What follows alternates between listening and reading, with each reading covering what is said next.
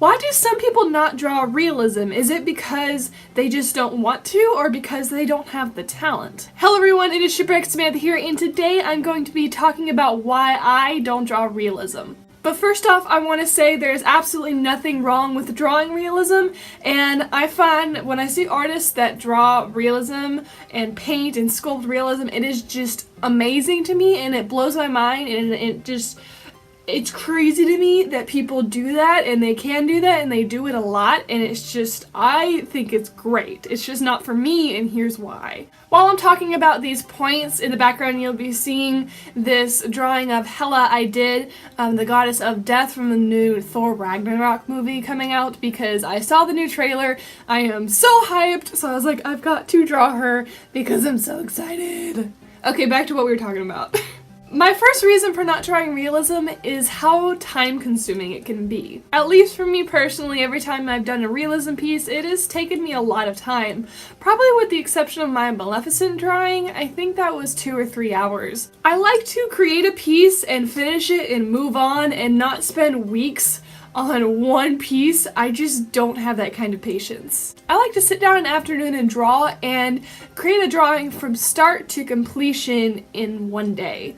Number 2 is that it lacks a bit of stylization. While realism allows some room for stylization, and I have seen people execute it beautifully, I feel like there are a lot of varieties and a lot of potential for style in general that is a little limited by drawing realism, because if you stretch it too far, it's no longer realism and it's stylized. Not to say that realism cannot be stylized or there's anything wrong with not having a style at all, but I really love my style and I can't imagine not having it. Number 3 kind of goes along with the last point, and that is not drawing realism gives me a little more freedom of expression. So, for example, stylization. I could really push the boundaries of things, change proportions, enlarge somebody's eyes, shrink their body, stretch the poses. It's just, there's so much more that you can do to really push the limits that isn't really possible with realism because you have to stick to the true nature of the subject. Like, for example, with this drawing you're seeing me do right here, this drawing doesn't look completely like the original character because of my style. I really pushed the boundaries and I changed a few things. Her facial features aren't exactly like the original drawing, and that's okay because I wanted it to fit my style and how I do things.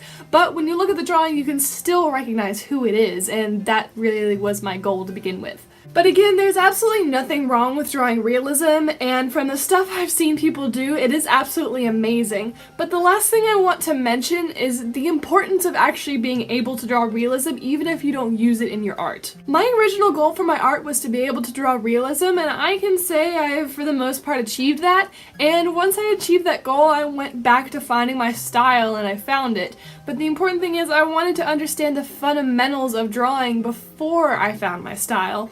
And doing realism helped me with that. I learned about form, color theory, shadows and lighting, and it really helped me become well-rounded as an artist overall. And so I really think it's something everyone should learn. It's just a matter of whether you stick with it or not. So to everyone out there watching this, I totally recommend drawing realism, practicing realism. It is such a great tool when you're trying to learn and grow, and as artists we're always trying to learn and grow, and so I still occasionally go back to drawing realism sometimes, like with my Maleficent drawing, and I do enjoy it. It's just, like I said, I do not have the patience. The time before Maleficent that I did a realism painting was Loki, and I spent an entire month on that drawing. It took so long. And it wasn't even completely realism when I finished, but I learned so much from that drawing. So I like to get drawings done quickly, and I like to have more freedom to express myself, and those are the main reasons I don't draw realism. So let me know down in the comments below if you think these are even valid points for not drawing realism.